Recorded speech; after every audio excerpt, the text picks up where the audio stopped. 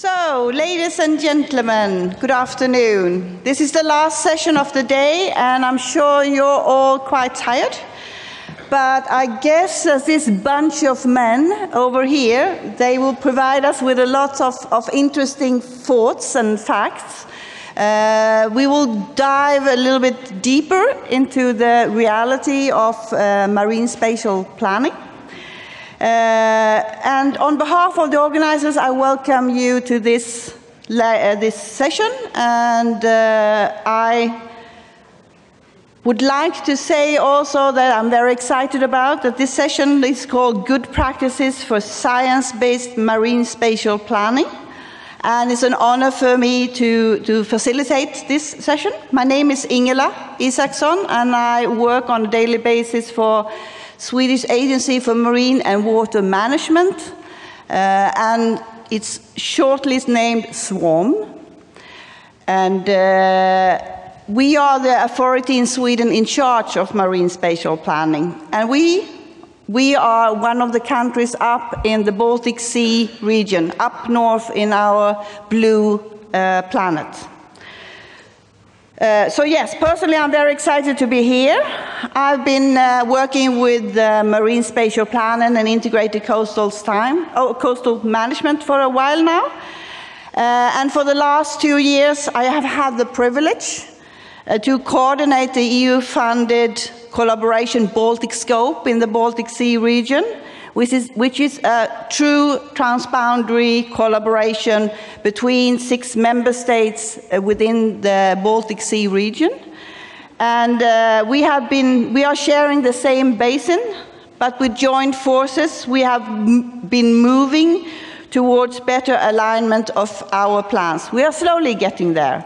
So please, if you would like to know anything more about Baltic Scope, I would like you to go over to our exhibition, and there you can meet up with Laura, our communication officer from VASAB, Vision and Strategy for the Sea,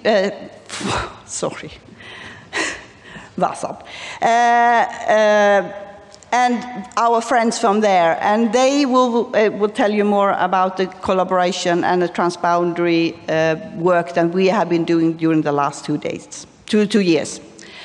But today I'm delighted to moderate this session, and during the last 2 days we have been talking about a lot of different buzzwords: knowledge-based decisions, joint learning, capacity building, and challenges. So now, together with these prominent 5 speakers, we will dwell a little bit deeper into these topics, more hands-on, things that is done out in the reality. And I would like also to encourage you all to be active. Results depend on what all of us are doing, not only the ones on stage, but also everyone in the room. So please be active, proactive, and a little bit of provocative.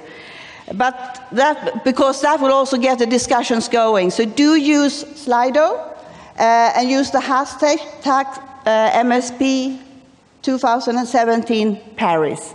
So in that way, I would like to encourage you to get engaged and pose questions and think of questions when we are going to move in to the next part of this session. There will be very exciting presentations from our gentlemen over here. And the first one, it's someone who have had 25 years of experience of addressing management challenges in the marine area at the interface between science, policy, and delivery. He has been in the forefront of developing and establishing MSP in the UK, most recently as the head of marine planning with the MMO, and he also attended the first international conference. And you also told me that since then, may I say this? Since then you lost hair, but you gained much experience of MSP for real through preparing and implementing several marine plans. So please, Dr. Paul Gillian, Head of Marine Planning, Marine Management Organization UK, the floor is yours.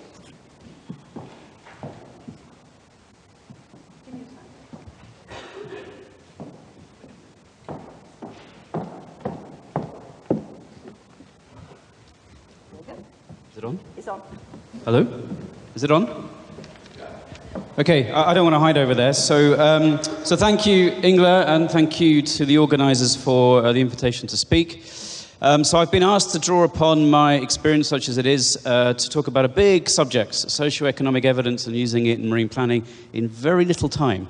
So I will do so from the perspective of a planner rather than as a scientist, even though that's my background. And I want to make 3 main points. The first starts with a story, in the beginning. In the beginning for me was in 2010 when I moved from one part of England to another to help set up marine planning, and one day I walked into the office and my boss said, "Good news, we have a budget for evidence gathering. But due to some delays, bad news, we have to come up with a list of prioritised needs by tomorrow morning." So I said, "Well, can you show me what the list looks like at the moment?" And it looks something like this. It was sort of recognisable to me. And off the top of my head, I wrote, "Do something on socioeconomics."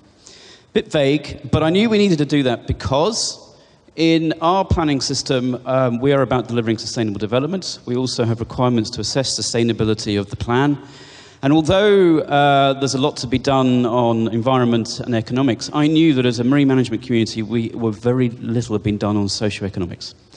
Yes, practicalities meant you got to prioritise, habitat mapping, a lot of money, but I was determined that we started somewhere and did socioeconomics. And it turned into this project, which looked at characterising coastal communities in different ways. Were they affluent, were they poor? So we started somewhere. Now, we were asked, I was asked in the talk, is socioeconomic evidence being used more increasingly in marine planning? So I did a bit of, I thought it'd be fun to do a bit of a quick analysis from the first international conference to the second. Is there more papers on socioeconomics and marine planning? Yes. But this could be meaningless because this is just a quick bit of Google Scholar analysis. What's more meaningful to me is the Marine Management Organisation's small contribution to this story.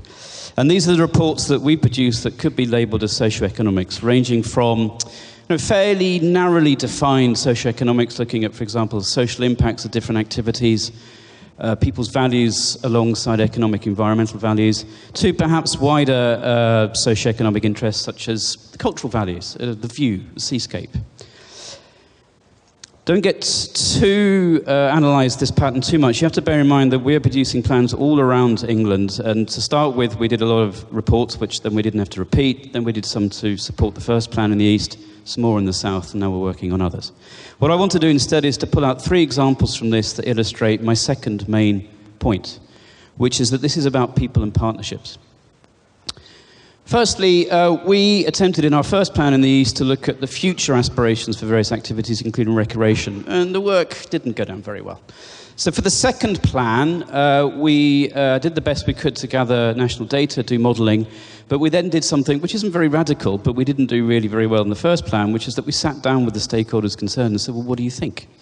This is our attempt to define areas that might be important in the future for you, and they were able to contribute to that process. Because in the end, socioeconomics is about people. However technical you want to get about it, it's about people and working with people. The second point I want to draw out is you are a very lucky planner indeed if your organisation has all the expertise and all the evidence you need in your organisation. Chances are you're going to be asking about things that you don't have your hands on. And that means reaching out to people and forming partnerships. An example for us, we have in the UK the Office of National Statistics. They collect data on economic variables, GVA, jobs, well-being index, year on year. And with a little bit of money from us and working together, we managed to get their data recut to our marine plan areas. And out of that derive some potential measures that might provide important context for what we do. Third point, you are in for working across different disciplines here. So ecologists need to walk across the room and say hello to the social scientists and collaborate. Example of that, a project called Valuing Ecosystem Services. We didn't run the project, we co-funded it, as did the European Union. But what it particularly did is it brought social scientists in the room with the ecologists. And they asked different questions. We talk about ecosystem services. As an ecologist, they go, I need lots of data, I need the maps, I need the habitats. A social scientist says, well, we could just ask people some interesting questions about what they value in that area. So multidisciplinary projects is what you're in for if you want to increase the use of socioeconomic evidence in your process. And that actually for us means collaborating with the research community, because a lot of this is still over in the research agenda. My third point I would like you to take away is if you want to increase the use of socioeconomic evidence, then in the end you need to show that you are using the evidence you're gathering, so that the people who invested in gathering it go, oh, okay, I'll invest in gathering some more. But be alive to the uses to which you could put it. I often say that the process is as important as the product, the plan, although you have to evidence that.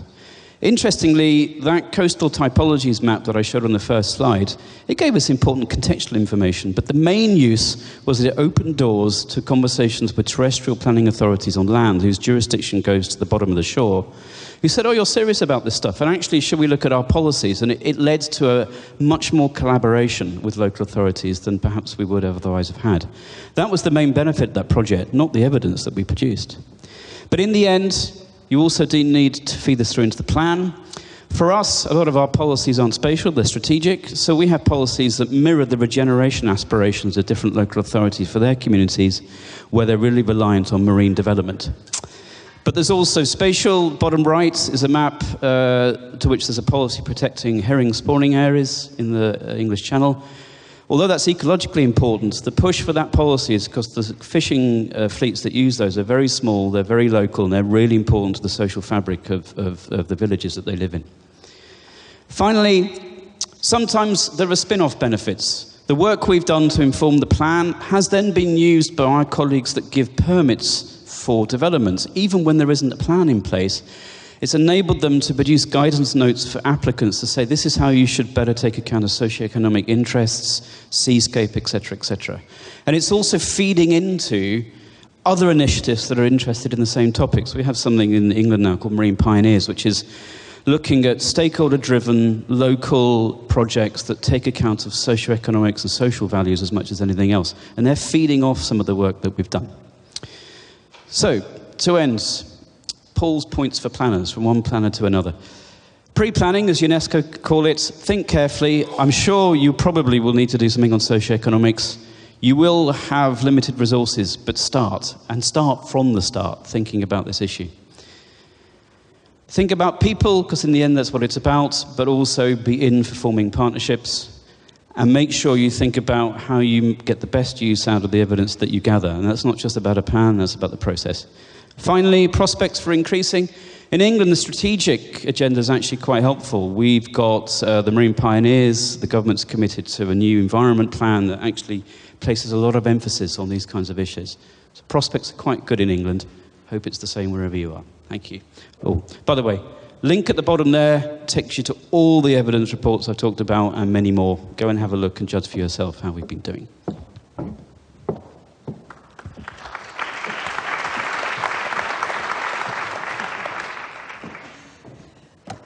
Thank you, Paul. I think I give this one to you.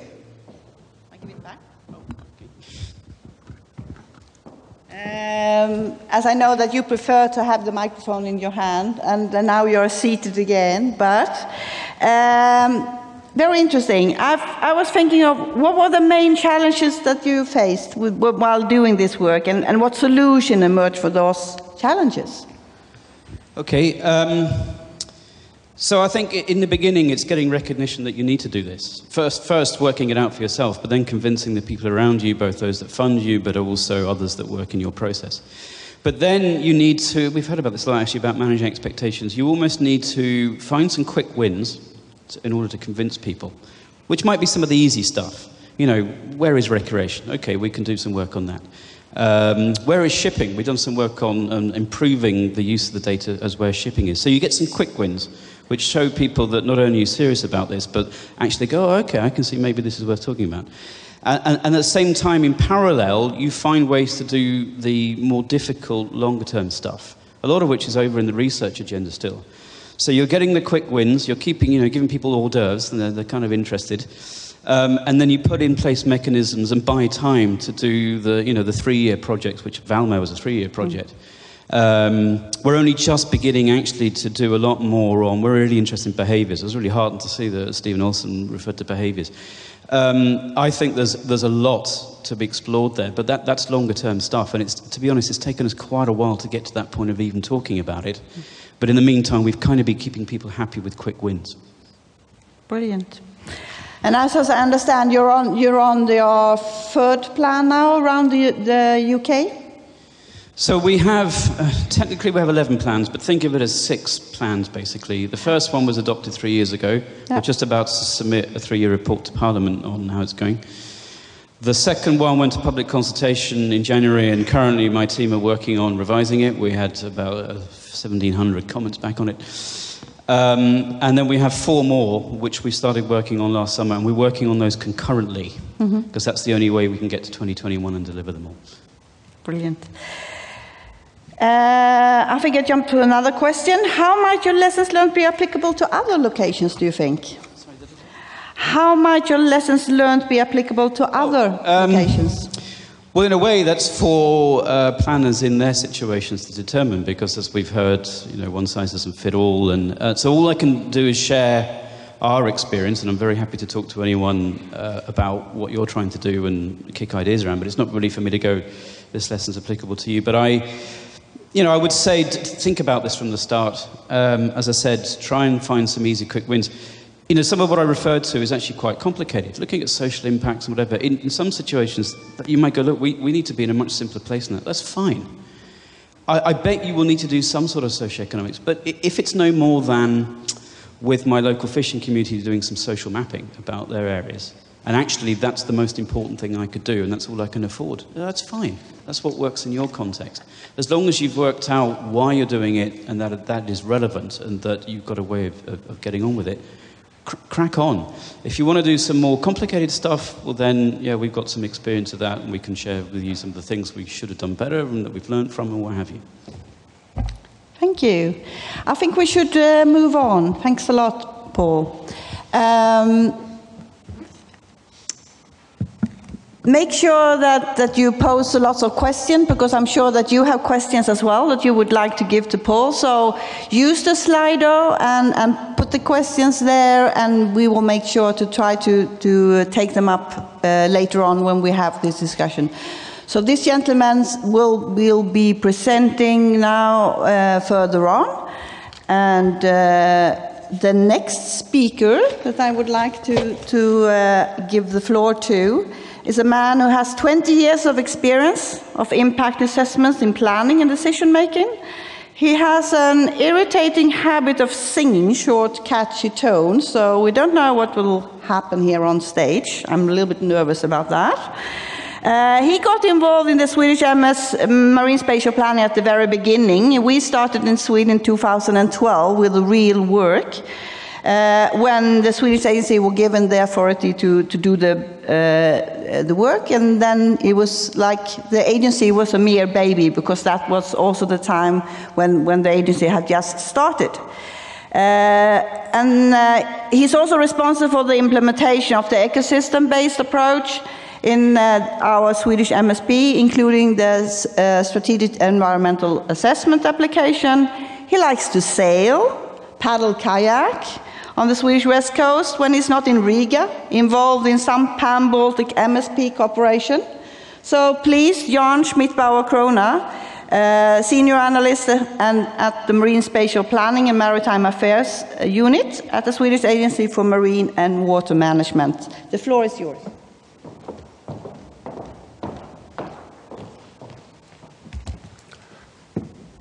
Thank you. Let's see.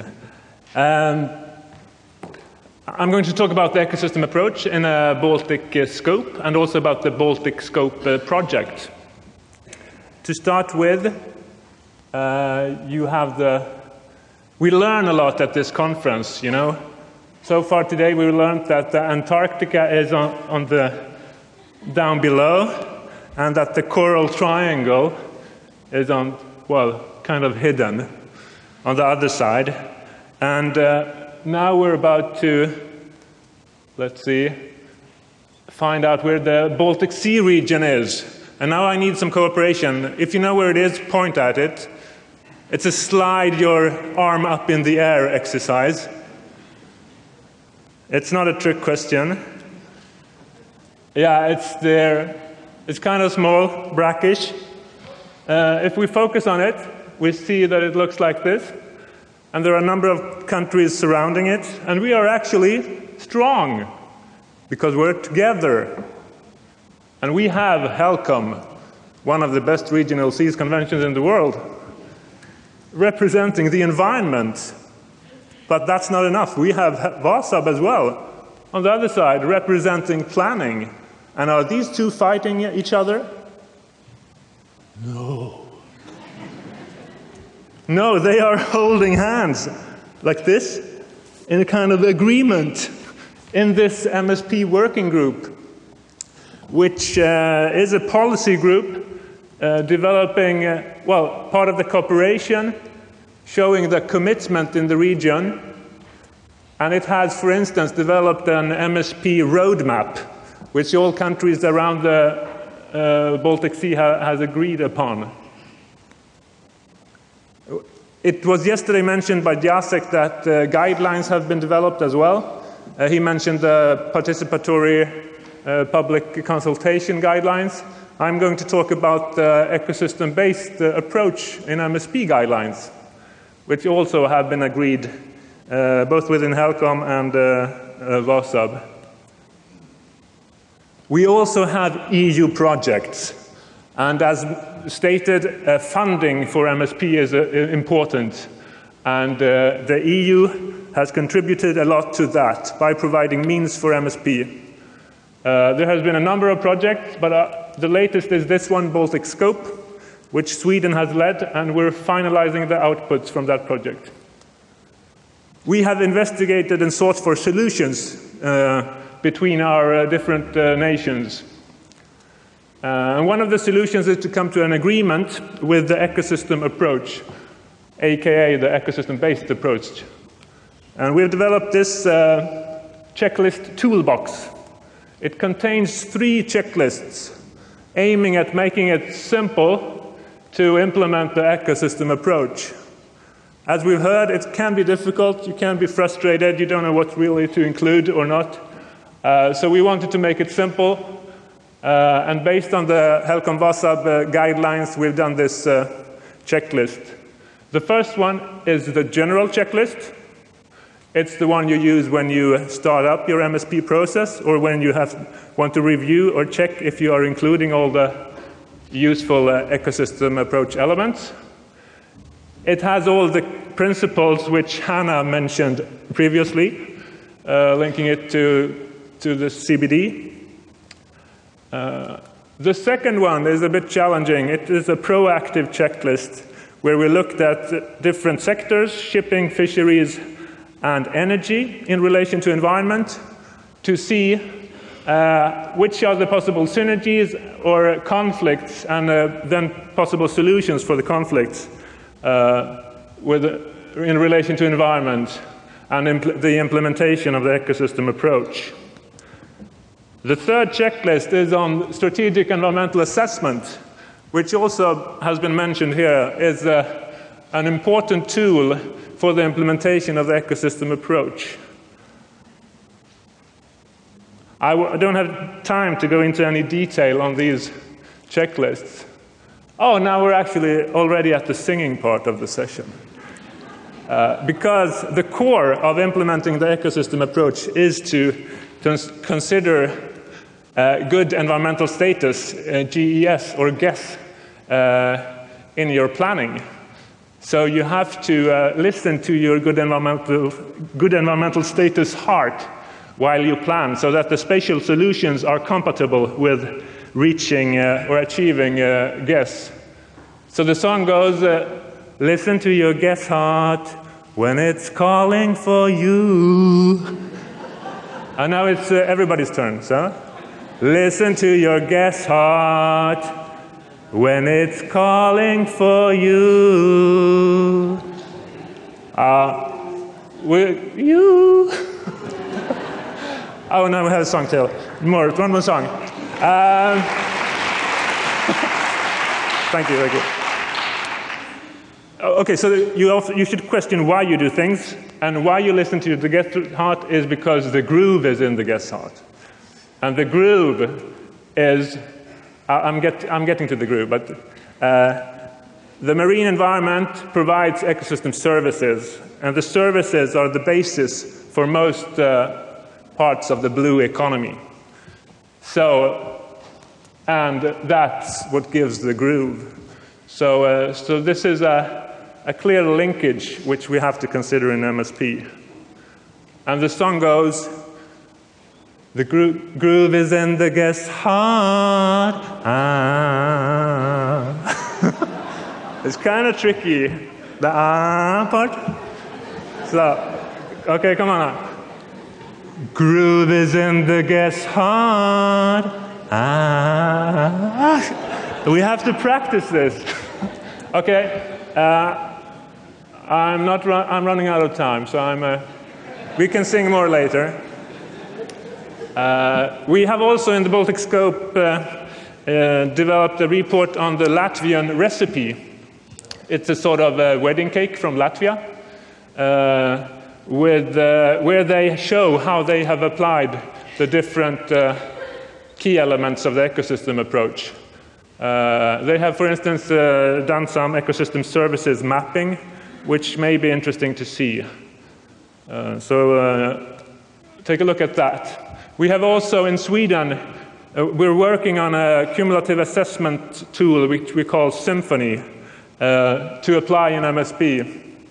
We're gathering data layers on ecosystem components, data layers on a number of marine pressures, relating the sensitivity of the ecosystem components to where the pressures actually are, so that we can see in the cumulative map where do we have potential critical pressures, so that we can consider those in the MSP and make iteration to our plans, so that in the end we get a more sustainable marine plan.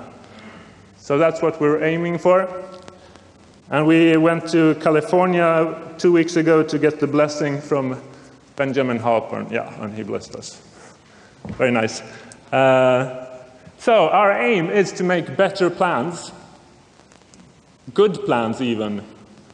And as stated by Lisa and Hannah, integration and collaboration is key and is the future, actually. And in some sense, the Baltic Sea region is already there. But we're generous. We invite you to join us. Please do. And very soon, you'll be able to download all the reports from the Baltic Scope project on the webpage www.balticscope.eu. I've heard that by the end of the month, some more or less. So please do that and read more. Thank you.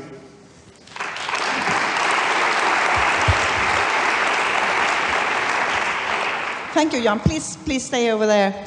Yeah, thank you for the singing as well. Enjoyable always.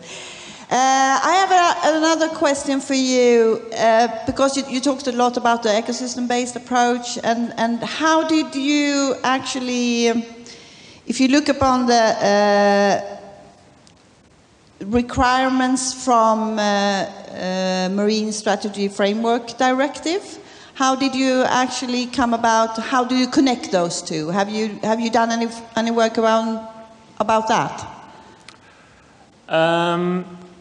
Not more than showing the need for the linkage between them, and I think the guest heart, or the linking it to the goals, environmental goals of the Marine Strategy Framework Directive is one part.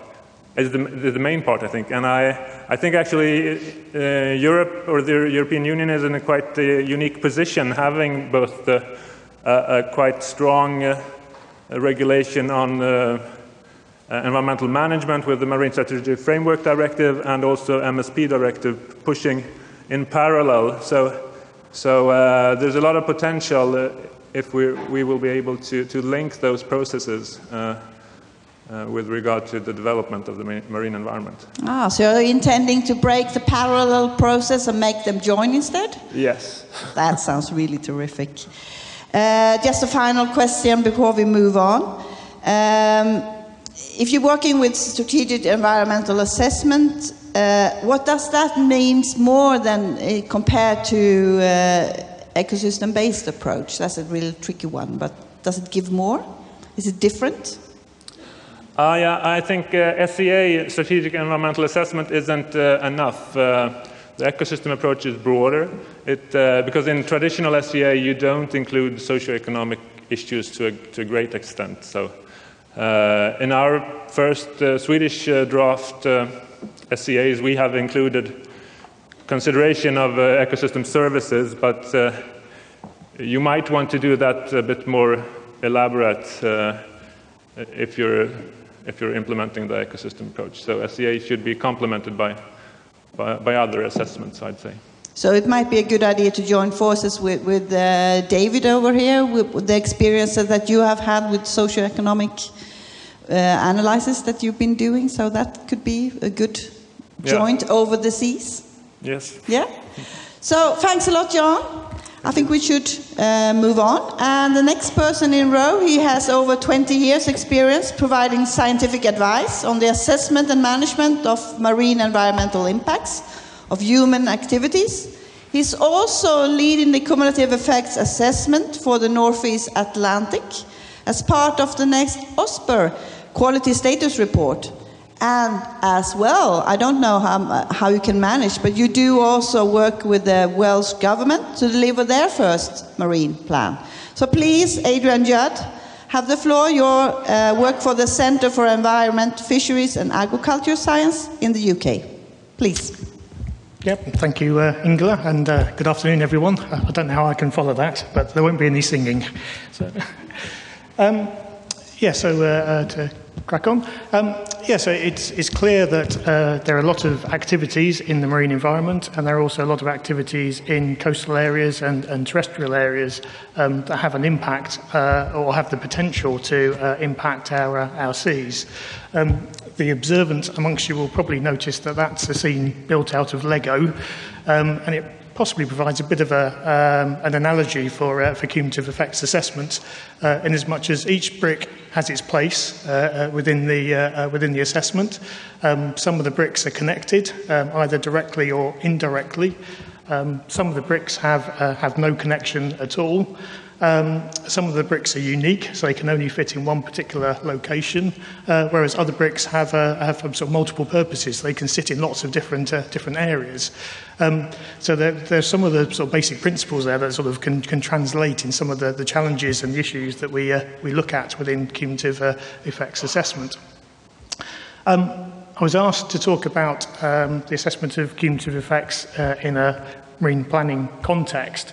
But I think also we need to recognise the fact that marine plans are a very useful vehicle to actually manage cumulative effects as well. So it's not just thinking about the assessment, it's also about how we can actually use that in management practices. Having sort of tried to make an impression that we need to try and keep things simple, the reality is it's not that simple. There are lots of activities, there are lots of potential effects associated with those, there are lots of elements of the ecosystem that can potentially be impacted by those effects. So it's clear that we can't really do an assessment of everything. So when we start to talk about cumulative effects assessment, we need to be really clear what it is we're actually trying to do within that assessment. We need real clear definitions to work from. So from a marine planning context, what we need to try to do is to think about what the purpose of the plan is, what the clear objectives and policies within the plan or the various plans are. How do they actually transpose or relate in terms of the various components, so the various elements that we want to put into the assessment. we need to try and think about the available information that we have.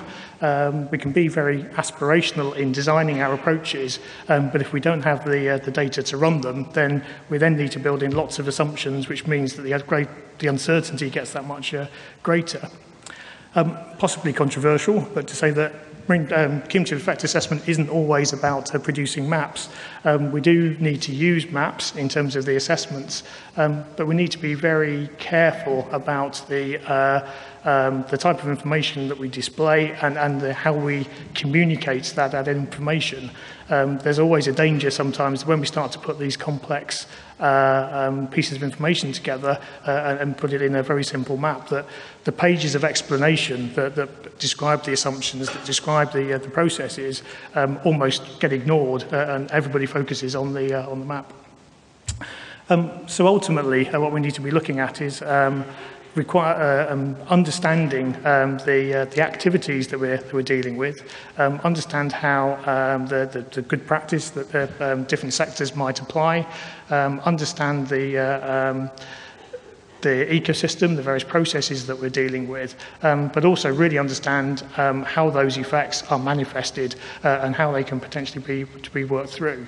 And how we're sort of trying to work through that is thinking about applying risk assessment principles to try and not trying to do this assessment of everything, but to try and focus on where the critical areas, the critical paths that we need to look at. So, say a busy slide. It makes sense to me, so I shall try and explain it. What we've tried to think about, and this is what we've been trying to think about cumulative effects assessment from a regional C assessment scale, but it's equally, I think, valid to think about it from marine spatial planning terms. Is that if we take the plans as sort of potentially being a vehicle for sustainable development, we need to understand the various assets that are involved within there, so the wider sort of natural capital that sits there at the centre.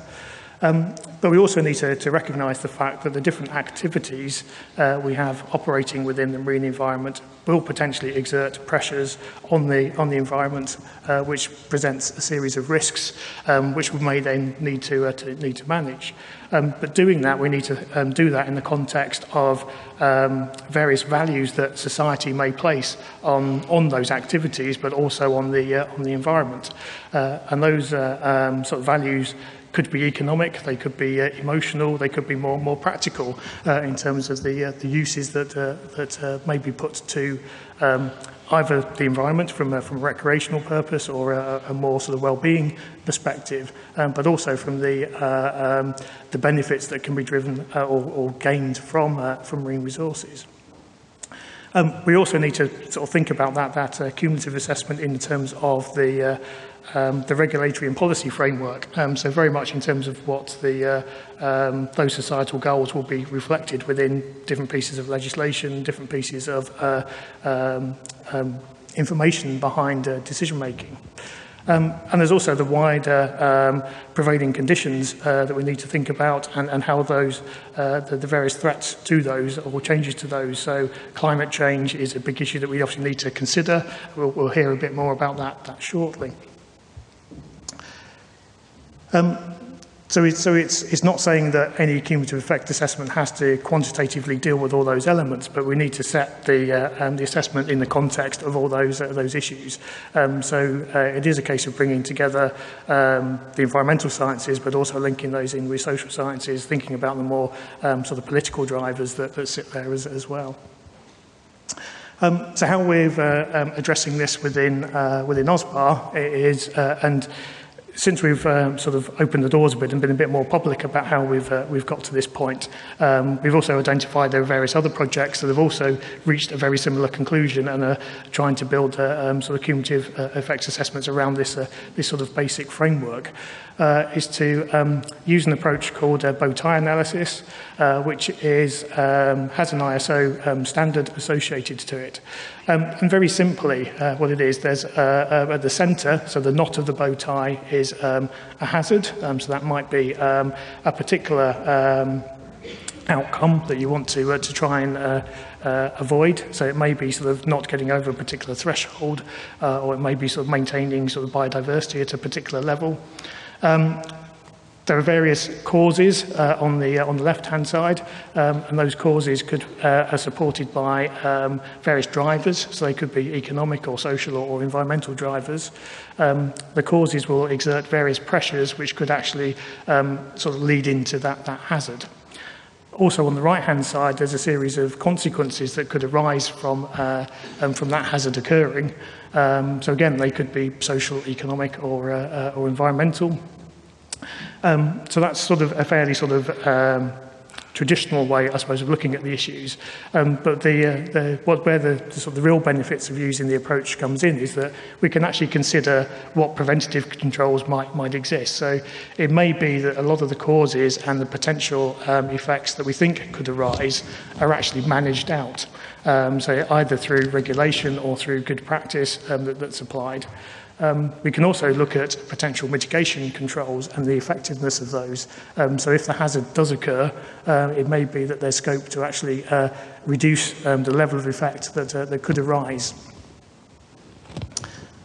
And I think that's me, yes. Thank you.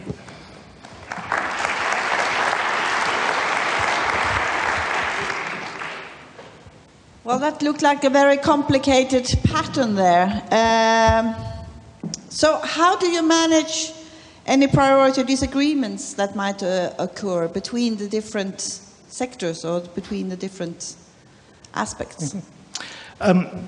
Part of it, I think, is demonstrating that by trying to build it around having that to the wider political, social, economic and environmental disciplines coming together. It is a case that we're trying to build the approach around having a clearer understanding of the sectors and the environment and the various stakeholders that are involved and the interests that are involved. So rather than trying to keep things and look at it from a purely ecological assessment or purely trying to pull everything together and to put it into a map, we're trying to break that down first so there's a clearer understanding of the connections so that everything that goes into the assessment has a place and we understand why we've put it in and we know how it's connected to the other things and the various consequences that come from that. So I think it's giving us a more simple way of presenting the information, but it's also giving us a way that we can have a clearer dialogue. So if we are talking to the different parties involved, and there is a particular conflict there, we can talk about it in a much more open and transparent and tangible way, because rather than having sort of that mess of information to try and work through, we can actually discuss particular lines, but see the context of those lines in relationship to the other issues. So you, in practical, you unthread the whole... Yeah, mm-hmm. to make it easier and showable. So the most important thing is to get everyone to the table and to have them discuss this, as I understand. Yes, and that's sort of at the stage we've approached now. We've looked at all the traditional approaches that are out there. We've tried to relate those to the assessment at an OSPAR level. What we discovered was there was a little bit of disconnect between all the work that OSPAR is producing on developing a series of common indicators which describe sort of different pressure state indicators. If we were to take some of those traditional pressure mapping approaches, it's very difficult to relate that back to those indicators. Mm-hmm. So what we've done is gone back to the beginning again and started off to build the assessment around those indicators. So they're the core part of our assessment. So what we've currently done is produced a bow tie for each indicator, and now we're looking at joining them up. So going back to that slide with all the threads connect to them, that's really what we're doing now. We're putting the threads back in, but we know why we're putting them in, and we know we've got a much smaller subset of connections that we need to work to. Thanks a lot. And I can see on my phone that the questions are coming in, so please keep on, be active. So thanks a lot, Adrian.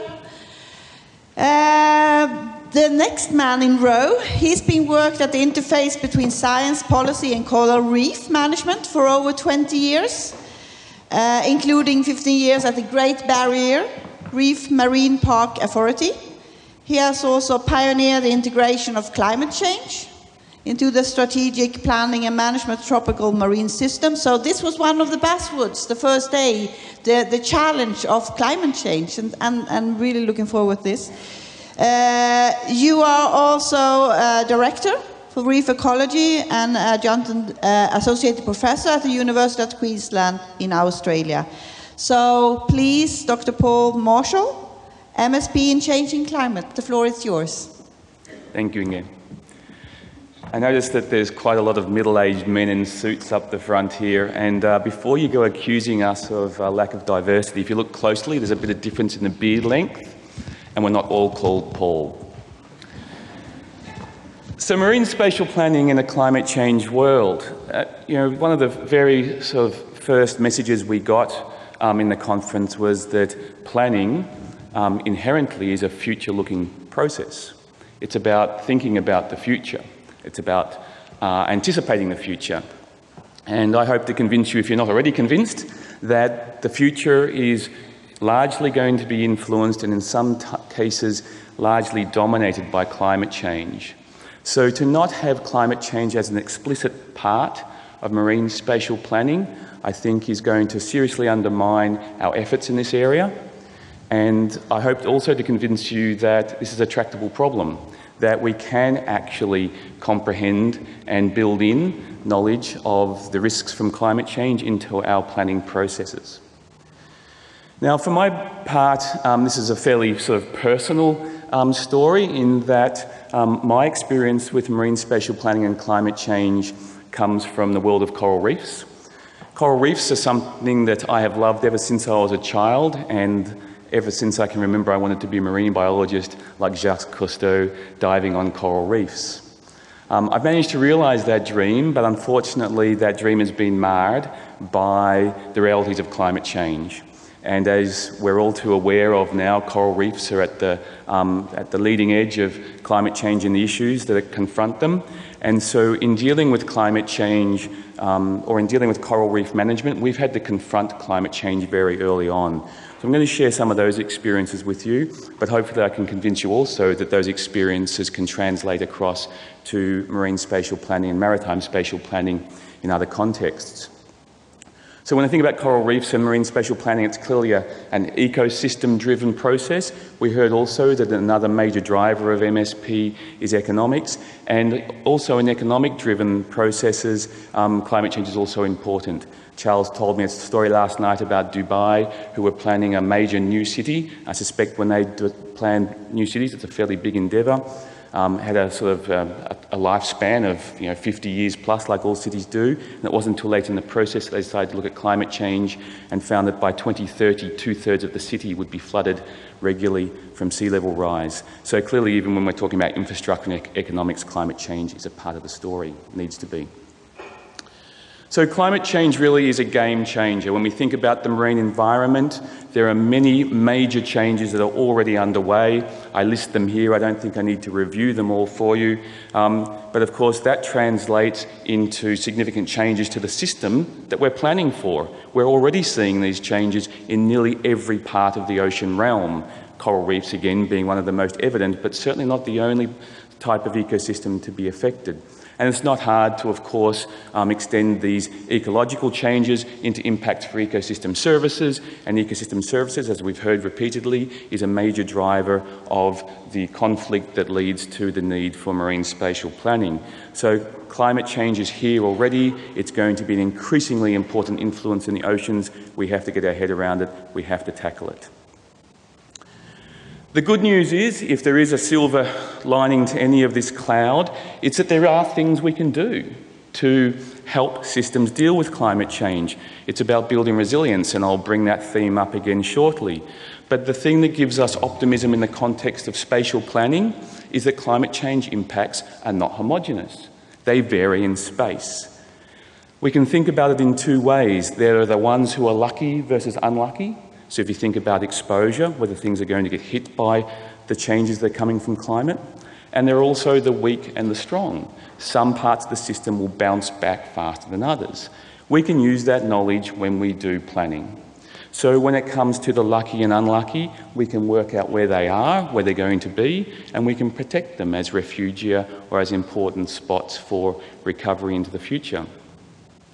We can map the spots that have high and low resilience. And we can use that to structure our spatial decisions about what we do in terms of management of these systems. So there's the basis here for including climate change into planning processes. At the same time, of course, that climate is affecting ecosystems, it also has massive implications for people. And marine spatial planning is inherently a social and political process. We're doing it for humans. And what's happening with climate change is not that these ecosystems are dying out and therefore we can afford to let them go, actually quite the opposite. Climate change makes ecosystem services even more valuable to people because their options are going to be increasingly limited. So the dependence of humans on ecosystems is going up. So the dependence of humans on us getting MSP right is also increasing. This creates a situation of increasing vulnerability, and this is what we really need to tackle. And vulnerability provides a framework for us to be thinking about climate change risks and to operationalising these ideas so we can integrate it into planning processes. So this is a very well-known and well-used framework for understanding vulnerability. Exposure and sensitivity work to give you a potential impact. That potential impact can be moderated by the adaptive capacity of the element or the system you're dealing with, and overall that gives you vulnerability. Exposure is the thing we can't do a lot about. We have to understand that, we have to plan for it, but sensitivity and adaptive capacity are things that are dynamic and responsive. And together these things tell us the story of resilience. And these are the things that create the opportunities for management intervention. So understanding these and building them into our planning can be very powerful. And so there are many examples emerging now of where we can map exposure and build that into marine spatial planning. This is a map of exposure of corals, reefs and the Great Barrier Reef to elevated nutrients that come from agriculture. And that's an important risk factor in determining how corals will deal with coral bleaching events into the future. We've also worked with communities to understand what the resilience is of different parts of local coral reef areas. And by working out how sites vary in their resilience and what drives those differences, we can do informed management interventions at different spatial scales. The vulnerability framework can also help us link the social and the ecological. Paul made some recommendations about ecologists walking across the floor to work with social scientists. Well, I did that some time ago and ended up marrying my social scientist, and so I guess that's called integration. I don't know whether that's what you meant, Paul. It probably doesn't work for all of us. But certainly this is something we've been working actively in this space to how do we actually better integrate social and ecological information to really understand vulnerability across those dimensions, which again is inherent in marine spatial planning. And so this is some work now that's been led by some very clever young French scientists that I've been working with to actually take these ideas and use them in a detailed spatial mapping context to inform decisions. This is Maria in French Polynesia, and Laurette Thorel has actually done some great work in taking these concepts of linked vulnerability and translating it down into spatial maps that enable you to then get a whole of island perspective in this case, and to see differences in the vulnerability and the reasons for those differences. So here you have the ingredients of a marine spatial plan that is completely climate acknowledging and builds climate risk and vulnerability into its planning processes. He's taken this a step further in actually looking at the dynamics of vulnerability, because vulnerability in itself is not static. And here, what we've been able to do is actually look not just at vulnerability of the ecological components of the system and the social components of the system, and therefore the linkages, but also trajectories. We can actually anticipate what parts of the region we're looking at are increasing in vulnerability versus decreasing, and why. So again, we have here the ingredients of a marine spatial planning process that's very cognizant of these dynamics that are driven by climate change.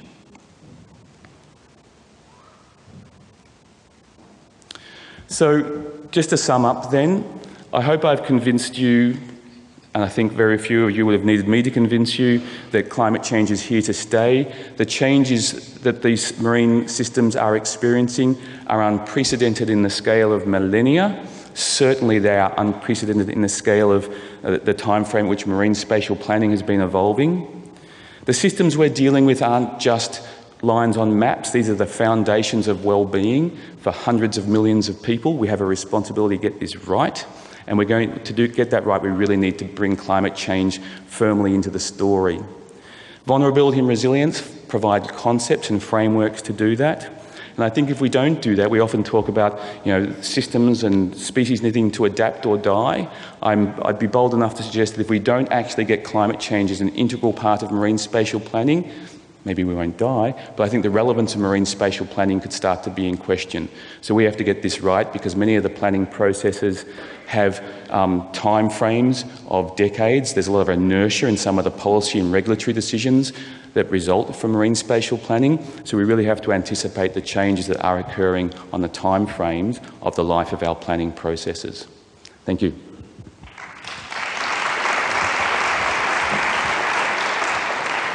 Thank you, Paul. Impressive work that you're doing. And when it comes down to practice, how do you actually apply when you know that this is a high-risk area? How does people who lives in the area, who do they feel about it? Will they be more concerned, or would they take it into account? It's a tricky balancing act, because you want to raise awareness of the issues, but climate change is one of those issues that can quickly make people feel disempowered. And it's very important that we don't create sort of victim mentalities in people who are subject. And we all are subject to the effects of climate change. And so one of the key vehicles for empowering people in dealing with climate change is the resilience story. In nearly every situation, local pressures amplify the effects of climate change. And everywhere that there are people, there are local pressures. So reducing those local pressures actually can make very meaningful differences to the outcomes in the long term for the systems upon which these people are depending. So helping people realise that those local pressures and addressing those can actually make a real difference to climate vulnerability can be very empowering. And I think these processes can help with that. Yeah, so raising the awareness, that's the main one. I will have a final question, because before we move on, what would be your main advice to a national MSP planning process to maximize the contribution of marine spatial planning to build climate change resilience? I think at a national scale, in nearly every situation, you're guaranteed to get spatial variability in the timing and the scale of climate change impacts. So I think understanding those can really help identify those lucky spots that you might want to particularly invest in protecting. It might influence the decisions you make about the activities that are allowed in a place that you expect to be most likely to survive climate change threats. And also to identify places that may not be in good condition, but actually, because of recent impacts, but have high resilience. These are the places that need to be nurtured so that their ability to bounce back is preserved. So we can actually use that knowledge to really direct at quite a good spatial resolution, actions to protect the systems in the long run. Thank you, Paul. Our last but not least in the row is a person who's in charge of organisation and implementation of marine spatial planning in Belgium. And do you think that MSP is very interesting to work on because of the added value for society and the multidisciplinarity of marine spatial planning? And you will speak of a mix of experiences for the Belgian MSP and with personal views. And you also said that, we also heard yesterday that this is the third time you're doing the Belgium plan, so you have lots of experience. So please, Steven van den Borre, Policy Advisor in Belgium, you have the floor. Thank you. Good afternoon, everyone. So this looks a bit like a painting of my 3-year-old daughter. Full of colors, a lot of strange figures, but what did you expect? Of course, it isn't a painting of my daughter, it is the map of the Belgian Marine Spatial Plan, adopted in 2014 and in force till 2020. And it works. It works as it has been planned in that way. So let me take the opportunity to make a first advanced takeaway message. Dare to plan your marine space with the impartiality of a child. Dare to plan with both feet in reality, but your head in the clouds. Well, in a nutshell, this is how the Belgian Marine Spatial Planning procedure is organized. The Minister of the North Sea, the Belgian Federal Minister for the North Sea, drafts a preliminary draft of the MSP and submits it to the Advisory Committee. That is a committee composed of all authorities having a competency at sea.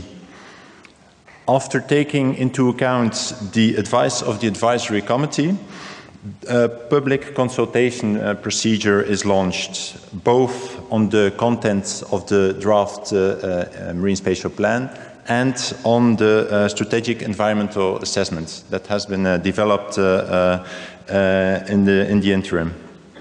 Concluding, after that consultation period, there is an adoption of the draft Marine Spatial Plan by royal decree, and it is adopted for a period of 6 years. Well, another slide short on the Marine Spatial Plan structure. We think this is a logic structure. So the Marine Spatial Plan starts off with a spatial analysis. This is an analysis that describes the space to be planned, very important into our opinion. Secondly, after having taken stock of the situation as is, let's say, a long-term vision is developed on the use of space, and that vision has a time scale of 20-30 years, more or less. Afterwards, on this vision, objectives are built. Objectives on the shorter run, objectives for the 6-year period, during so the period during which the Marine Spatial Plan is in force. And finally, and the map is part of that final chapter. Finally, we have the measures, the actions, the funding, all instruments to implement what we want to achieve with the Marine Spatial Plan. So what is now the role of the stakeholders? Because that is what this talk is about. I will try to explain and to highlight the fact that for us, stakeholder involvement is a continuous process. So starting with the preparation of the Marine Spatial Plan, implementation, and also the evaluation of the plan and the process, because that also needs to be evaluated from time to time. But I will start with the evaluation of the process and the plan of that has been adopted 2014 and runs still 2020. Well, both the process and the content have already been evaluated by stakeholders. 2 separate questionnaires have been sent out. The first one on the process, in order to reshape the process where needed. A second one has been sent out to evaluate the content of the Marine Spatial Plan, and that questionnaire is still running. Let's say is still open for comments till the 30th of April. People can bring in their comments, their questions, their desires for the next Marine Spatial Plan. So this evaluation method isn't legally prescribed, so it isn't part of the formal procedure, but we think it is very useful for the gathering of information and for the maintenance of the support for the MSP process. The role of stakeholders within the preparation of the plan of 2020-2026. Well, the informal questionnaire serves also the purpose of helping the Minister for the Environment for the North Sea to know what is at stake, what are the desires of stakeholders are, so to prepare the new marine spatial plan. Obviously, this is not enough to collect data, to collect information, so there will be throughout the whole process contacts with stakeholders, but that with consideration for both efficiency, so we have to keep the process at schedule, and consideration for transparency as well. It is important to avoid the perception that might arise that some stakeholders are closer to the planning authorities than others. I already mentioned the formal consultation procedure, also part of the preparation of the plan. And there is another process that is currently ongoing and feeds into the marine spatial planning, marine spatial plan revision process. It is a process on the development of long-term vision with the time frame 2050. So that process also is based on stakeholder involvement and helps us to plan the marine space in the near and further future. Of course, as I said, there is not only the involvement in the preparation of the plan, also in the implementation of the plan. So in general, we try to keep the threshold for contact with stakeholders very low. And an idea that might be realized for the next marine spatial planning our Marine Spatial Plan 2020-2026 might be the organization of an annual follow-up meeting of stakeholders to be in close contact with stakeholders on the implementation. Some articles, some parts of the Marine Spatial Plan have to be implemented, and that can be done in consultation with the stakeholders. Another idea that might get a bit more mature and that might be realized in future is to bring some stakeholders or groups of stakeholders in charge of the implementation of or part of the implementation of the Marine Spatial Plan. But that must be well organized and, of course, within the framework that has been set by the authorities that are competent. And finally, there is the process or the procedures. Everyone knows permit procedures, concession procedures, and those procedures also function and play a role in the collection of data that have been produced or that have been brought in by the stakeholders. So, we are speaking about gathering information, but of course stakeholders aren't always thinking in with an idea of general interest. So how do you upgrade information? How do you deal with that challenge? Well, I think it is important to invest in a bond of trust with stakeholders. In order to get useful data and to get correct data. Very important to our opinion. A second element, a second way to improve information is the checks and balances that can be organized via the check by other stakeholders of information you receive, or via the check by independent organizations, consultancy firms, or other partners that can give some more validation of data received received from the stakeholders. And a third important thing is smart planning. So we don't pretend that our plan is smart, but at least we have pursued that data, of course, don't cross the point of no return when your data isn't validated or isn't mature enough. And secondly, if during the whole plan, the implementation of the Marine Spatial Plan, a project doesn't fly and doesn't go further, well, then try to introduce or to take up in your Marine Spatial Plan or in your process a good way to bring the space that won't be occupied by that specific activity to bring it in a useful planning and to reopen it again for values or uses. Finally, to conclude on this, I knew Jan would sing. I can't sing, although he has shown to us that that isn't a condition to sing on a stage. But I have tried to wrap my takeaway messages in some very simple poetry.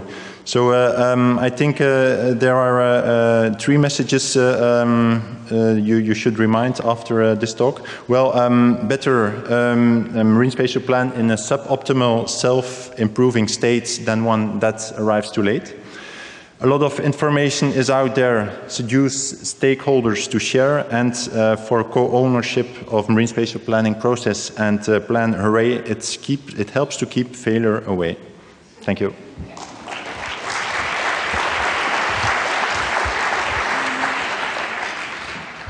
Thank you, Stephen. Actually, you already answered the questions I had for you. So I think I would just, another one I will go into what has been the most useful lesson learned from going from one plan to another plan and doing the third one.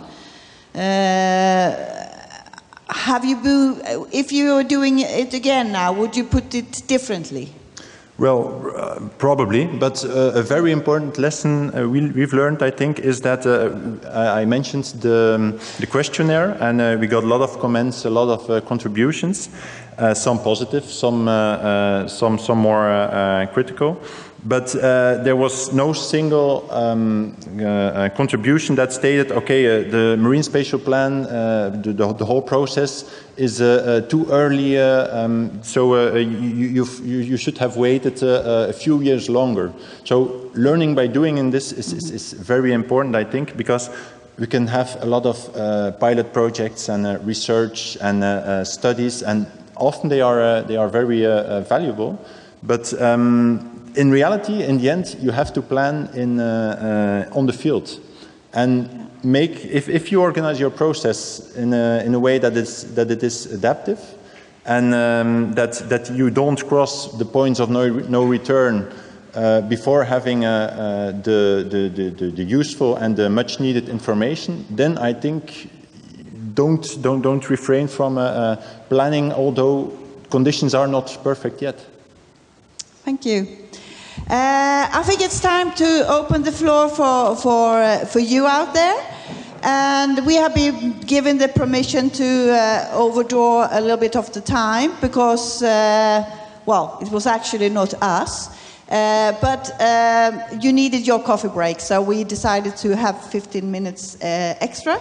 So we will have some time for some questions. So yes, please, there they are. Science needs long-term to achieve evidence. Planners have to manage today. It's necessary to have evidence to take all decisions. How can we reduce the gap? Maybe that's a question for you, Stephen, I think. First I will... Yeah, I can have these. First I will read the question again. Inga, can they put the questions on this screen as well? Then we can see it. Do you have them on the screen as well?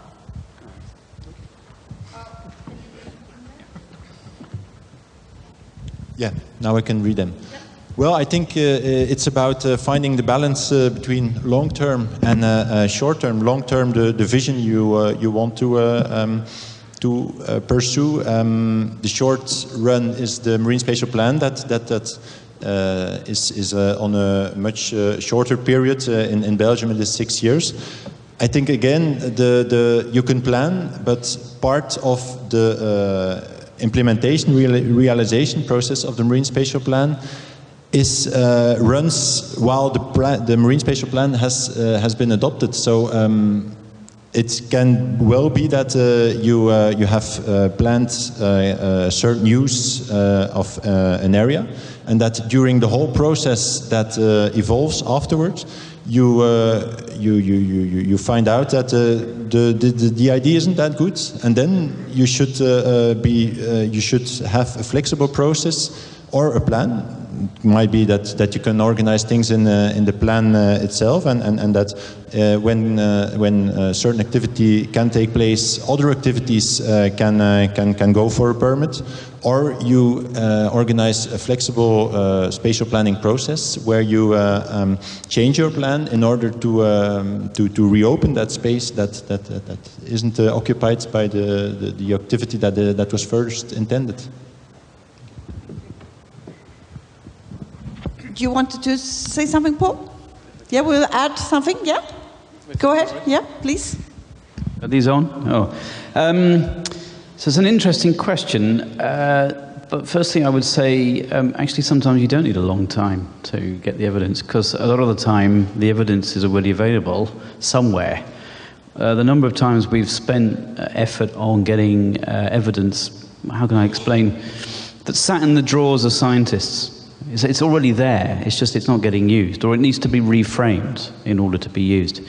The second thing is, it's not just about scientists. You can get evidence from stakeholders, sometimes we call it knowledge. And the third thing is that you can respond to different levels of evidence in the policies in the plan. Because I think possibly the premise behind the question is scientists need a long time to have really sound and robust evidence. So you may have sufficient evidence to say something about, I don't know, we have an example where we try to indicate future areas for aggregate extraction.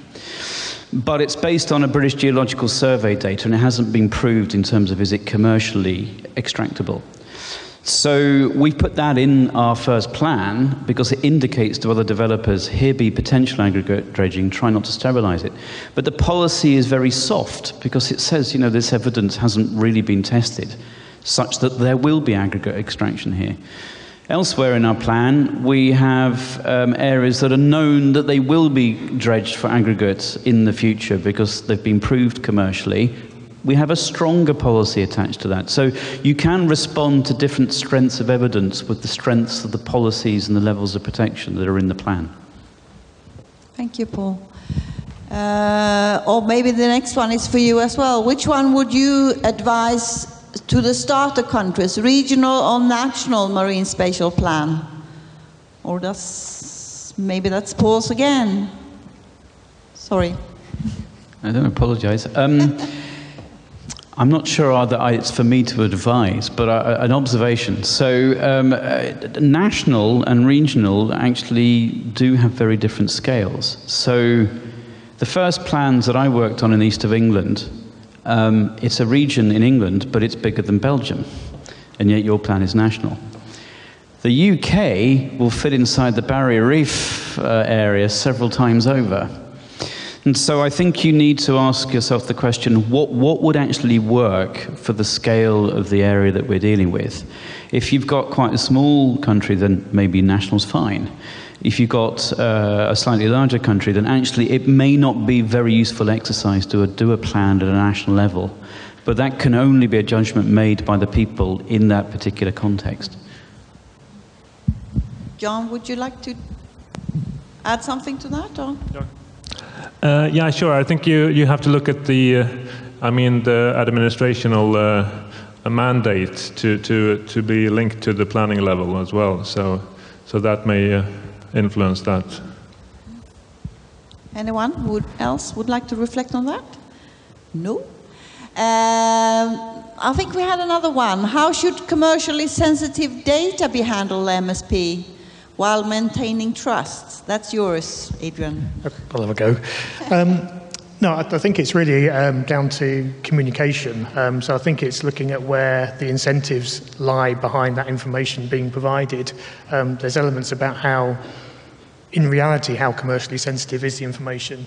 So I think if it can be demonstrated that there's a value to the data holders, be that a particular sector, and they can see that that they actually in providing that information, it can feed back in terms in the longer term or medium term to help how the decisions are made. It may build in efficiencies in the overall use of either managing the space or managing that particular sector in relation to other sectors. So I think there is a whole element around, it is building that trust and then establishing that trust, but it is looking at how what incentives really can be put forward and how they can be demonstrated. Thank you, Adrian.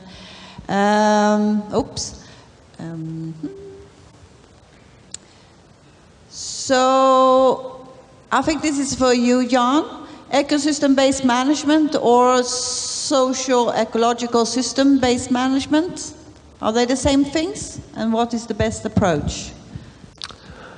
It depends on your view on the ecosystem-based management, but I think the one we are trying to describe in the checklist toolbox of this document is more or less linking them. So it includes social dimensions like public participation, and so I would say that it's a social ecological thing. So yeah, and I think we could. It's not only about ecosystems. No, true. Could you hand over to Paul? Yeah, thanks. So actually, I think we have to be careful to not start inventing new terms for describing what is essentially the same thing. I think the important thing is, well, what are the questions or what are the elements of what you're trying to achieve? And I think the fact that we have an ecosystem approach, that there are reasonably well-established ways of defining that, like the CPD principles, I think that's what we need to work from rather than inventing new ways of describing it. And interestingly, we were challenged as to whether we were applying an ecosystem approach to our marine planning process by NGOs, some of whom are in the room actually, and we had an independent review done, and it was based against the established description of the ecosystem approach. And actually, the results that came out were very, very similar to the ones that Hannah was presenting earlier. Thank you. Paul, please. So I guess from my perspective, less an issue of semantics and more an issue of outcomes and intent. In the sort of coral reef world, we're often dealing with spatial planning that affects people whose lives depend on access to marine resources. And so if you get that wrong, it's pretty serious. So understanding the resilience of the people at an individual and community level is really crucial in informing the decisions you make, the actions you implement spatially. So in those type of contexts, I think that taking a social ecological systems view is absolutely crucial to achieving many of the objectives you would have from a marine spatial planning process. Thank you. I think we go to the next question. MSP look like a plan for fisheries, energy renewable, ecotourism, ecotourism, and so on in countries like Angola and South Africa. What do we do with oil and mines? So that might be a question for you, Stephen. I think you should involve them.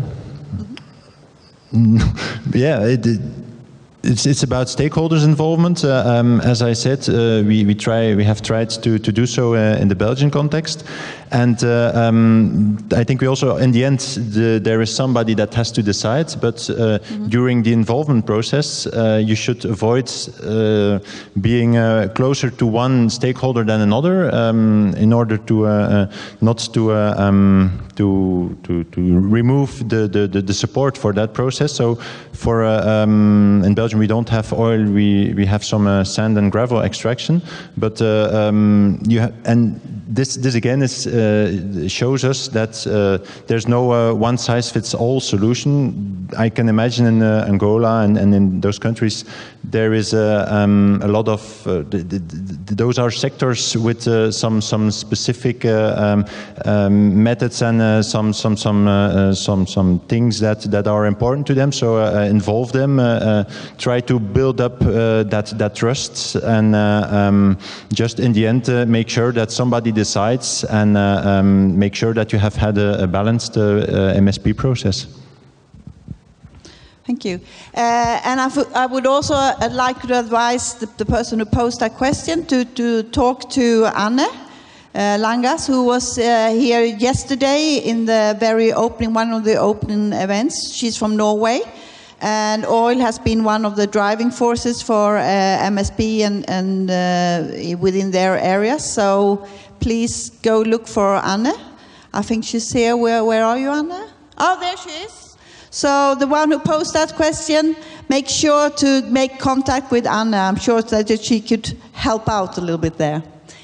So time is running out, but I think we have some time for 2 questions more. In prior sessions, we heard about the Policy People Foundation of Marine Spatial Planning. How do we ensure policymakers trust and give space to science and evidence? So who would like to, Paul? Give it a go. You have a microphone over there. Is that, yeah, interesting question.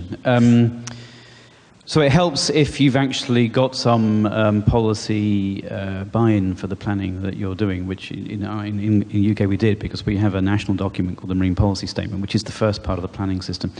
But you also have to, from an operational point of view, convey to them that some of these things will take time. Maybe you find some quick wins to get them along the way, but these things will take time. The other thing is actually not to say, thanks, we're here at the start of the process, and then we'll see you at the end of the process when we have a plan. You involve them along the way. We actually treat our government policy colleagues almost as stakeholders, and we actually involve them at every point in our process, and we have a lot of steps in our process. But there's a couple of practical things I would draw out from my experience, which is that you almost have to go through re-advocacy. Something I learned. I thought we got legislation for marine planning, and it was like, fine, that's done, let's get on with it.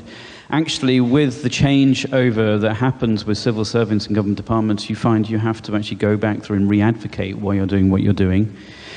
It also helps, I think, if you find some formal mechanism for involving them. So what we've learned is we've actually had to establish a fairly formal program approach. We have a program board that, if nothing else, forces relevant policymakers to come together about 4 times a year and check up on what we're doing.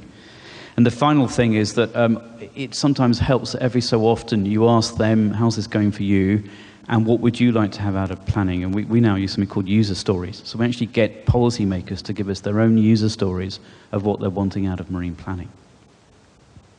Thank you, Paul. I think we have a very quick one. Jan, I think you can answer this very quickly. Could the Symphony tool produced in Baltic Scope being applied in the other sea basins to help deliver ecosystem-based management in a cross-boundary situation? It wasn't really developed in Baltic Scope, but never mind. No, actually, that was my first clarification. It's so far a Swedish endeavor, but we are planning that if we get funding, we will try to link it to the HELCOM HOLAS 2 work, which have a lot of data have been gathered in that, and they are using a similar cumulative assessment method, but not linking it to MSP. So we're hoping to do that linking and apply the Symphony tool or something similar in the regional seas convention, well, in the Baltic Sea area. Yeah. So as some sort of regional seas conventions pilot study. Yeah. Brilliant, thanks a lot. I think it's time for us to wrap up. And some wording from this session, I think, would be the process is important as the product. I think that's one lesson learned. And MSP is a political and democratic decision-making process in which science has and must have a significant role. And as you pointed out, it's important to gather not only scientific data, but also the knowledge of the stakeholders. And there are differences and what else did I find? And the co-ownership of the MSP process and plan is a key factor for success. And also it's important to involve the climate change as one factor in the, that's about it. So as for the last thing, I would like you to please, if you would like to just give us short reflection on the session and what you think that you would like to make as a take-on message. Short one. Would you like to start, Paul? Like a short reflection? As planners, I guess it's for us to share our experiences of what we do in our country, and then you can make of it, and very happy to talk about that. But in terms of, for those of you that are particularly starting out or early on your process, two things. The first is, and this applies to evidence too, is that early in our process, one of our stakeholders who were quite vocal said, we need to give these planners a bit of space and time, and they're going to make some mistakes. But he was an engineer, and he said, show me someone that's never made a mistake, and I'll show you somebody that's never made anything. So accept that some things will go wrong, make sure you learn from them. And the second thing is, I was, as Ingela said, here in 2006, and the UNESCO guide is particularly gives you, if you like, what we should aspire to. And actually, I wrote a paper on the back of it on ecosystem approach, in which, for example, I put, you should have fully smart objectives. I guess back then I was like a teenager for planning. I knew everything. Now I've done it for 7 years. I know more, and I know how much I don't know. And I can tell you, I don't know of a single plan that has a full set of smart objectives. I don't know of a single terrestrial plan that has a full set of smart objectives. And yet, that doesn't stop you doing things that are worthwhile with your planning. And so the phrase I often say is, don't let the perfect be the enemy of the good. You will start out, you will make mistakes, and what you produce will not be perfect, but it will be worthwhile. So just crack on. Yeah, and actually building on that, I had a question which I didn't answer on. Is GES so easy to achieve via checklists? And actually reaching a good environmental status is a challenge, of course.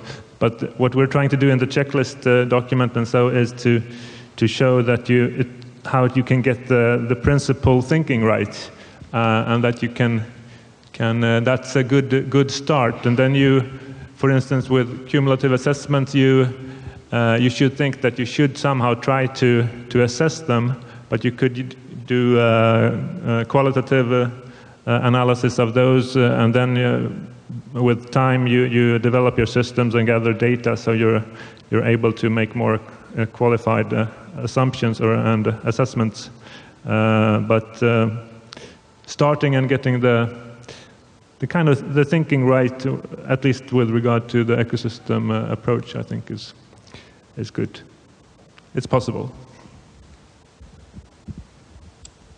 I think from the cumulative effect assessment perspective, I think it's clearly that any assessment has to have a clearly defined purpose. It sounds obvious, but I think it's making sure we really do understand what it is, the various techniques that are being applied, why we're using those and how we use those, and then also clearly understand the outputs that come from those processes and the messages that they put across, and do they actually tally back to that overall purpose. And I think just touching on the question that was there that we didn't quite get to in terms of ecosystem or looking at models and how they can be applied operationally. I think that's, again, if you've got that clear purpose, then it means that the model parameters that you use are defined by that purpose. So it should mean that in an operational perspective, we are working towards something that is clearly tied back to those clear objectives, and we can understand the outputs and apply those in a meaningful way. I'm just happy that they took that happiness graph off, because I was worried I was going to start diving when I took the microphone. That was sort of like we were being evaluated there. I guess the reflection I had in sort of hearing my colleagues speak and dealing with some of the questions was that we heard that the origins of marine spatial planning in some ways started in the Great Barrier Reef, a tropical environment. And essentially a lot of the work in this space now is occurring in the northern hemisphere in high latitudes, and much of it is happening in highly developed countries.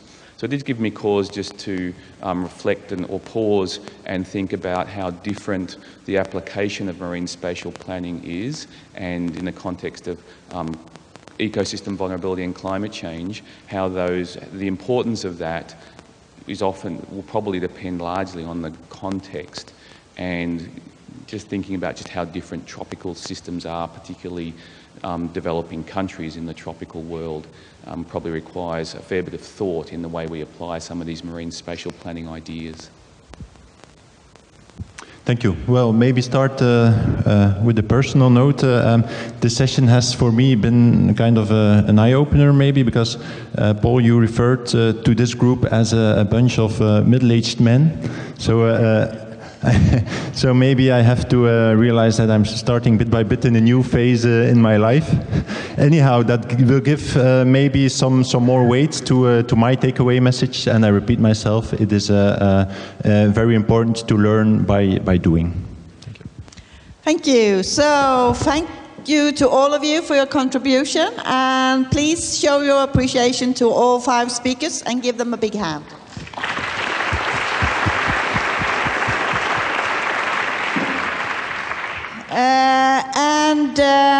I was told that there is a kind of a little gap between when we will have the communication later on.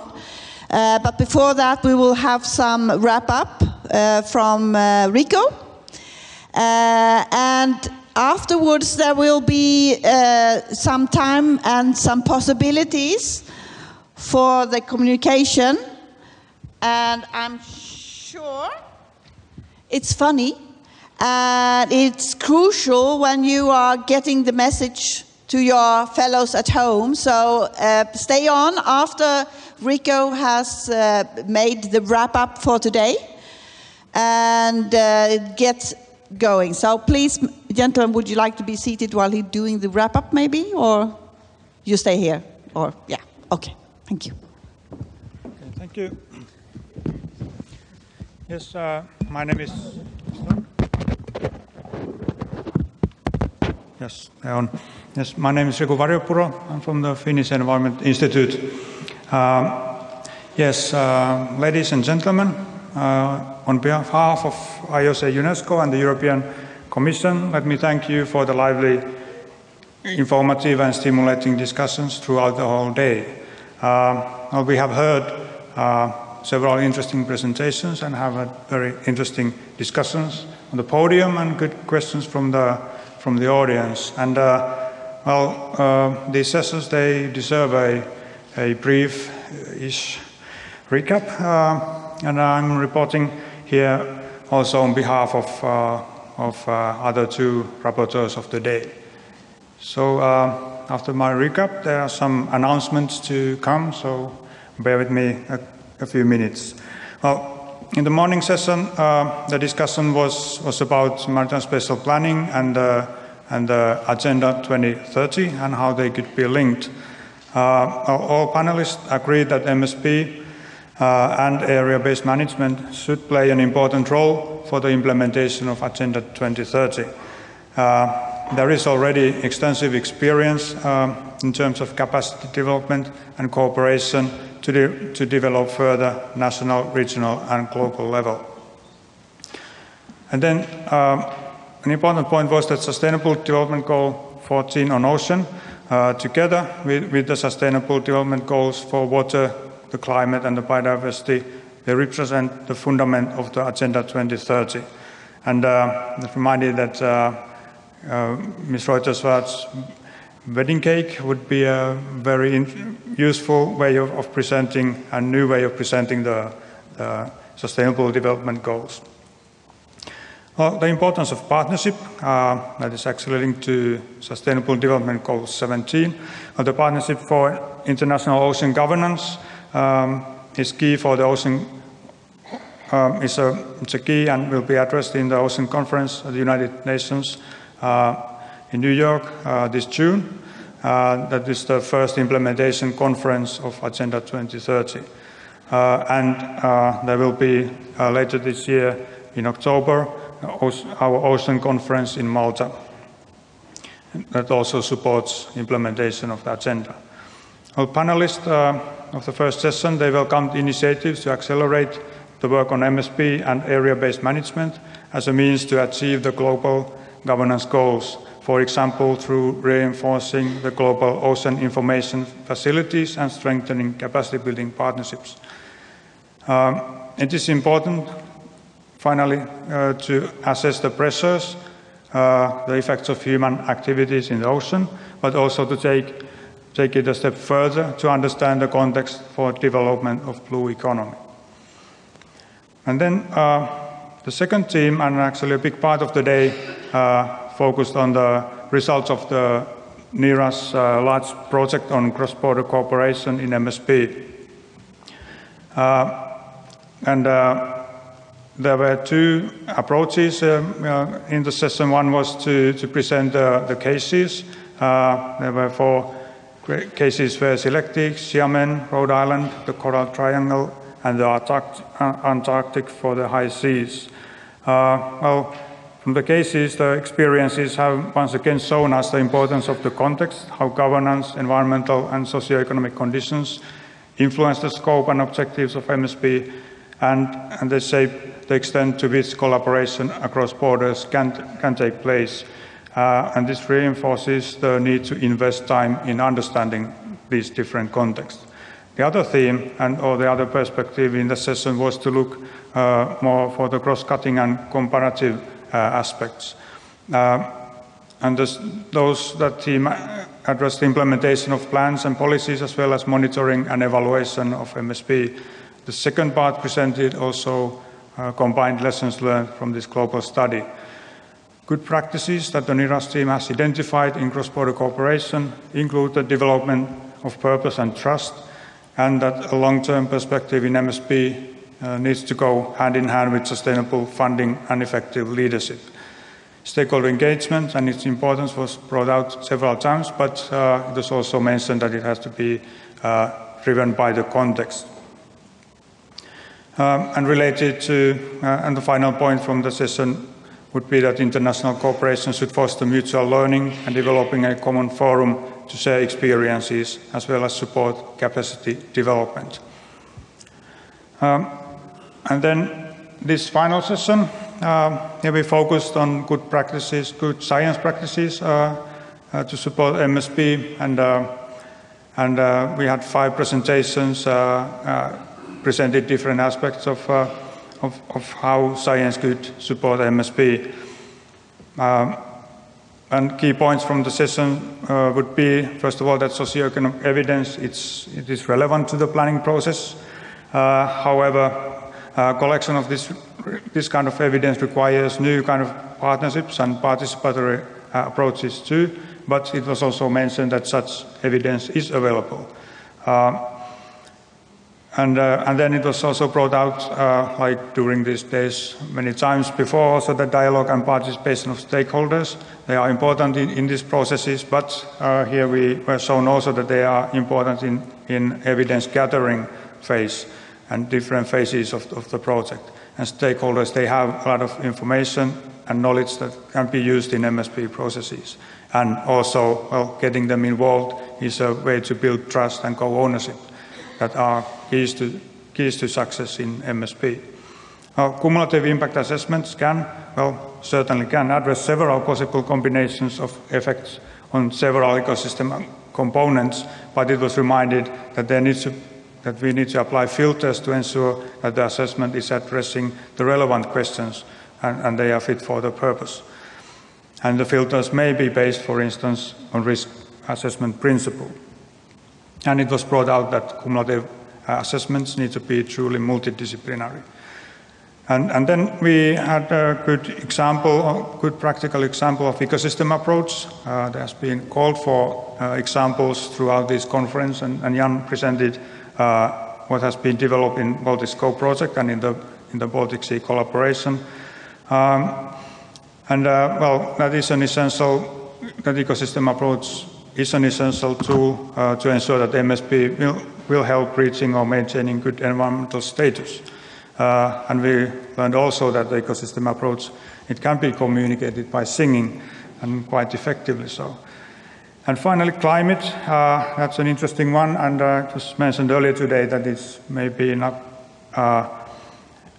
discussed enough in MSP, but here it was brought out by Paul, nicely that, that climate can be considered even as a game changer for MSP as it changes the conditions for spatial planning and using vulnerability assessments and mapping of vulnerability. There are important elements as scientific support to MSP.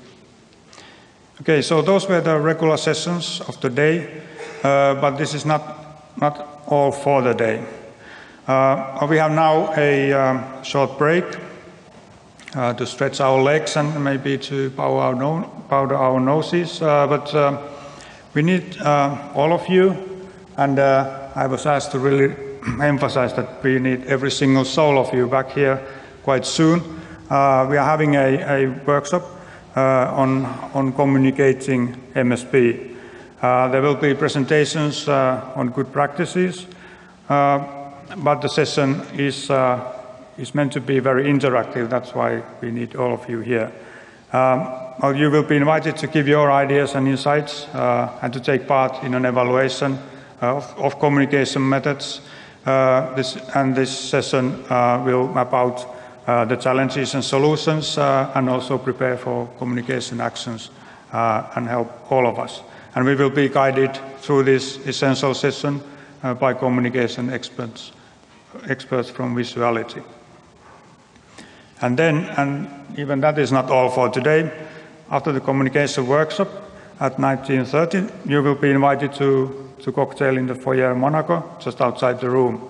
And then the conference continues tomorrow, of course. And we are looking forward to seeing you tomorrow here in this room at 9 o'clock to continue our discussion on MSP and blue growth, on capacity building and on planning in areas beyond national jurisdictions. And importantly, we will finish the day and the conference with a session that is setting priorities for the next decade. We are counting on your contributions in this closing session. So we heard today really good presentations, and thanks to all presentations and facilitators and the audience for your contributions. One thing was, I was asked to also mention that when you leave the building today, take all your belongings with you, and remember tomorrow to have your badges and IDs. It eases you to get back here. So we will continue in a few minutes in this room. We will change a bit this structure, but please don't leave, come back soon. Thanks.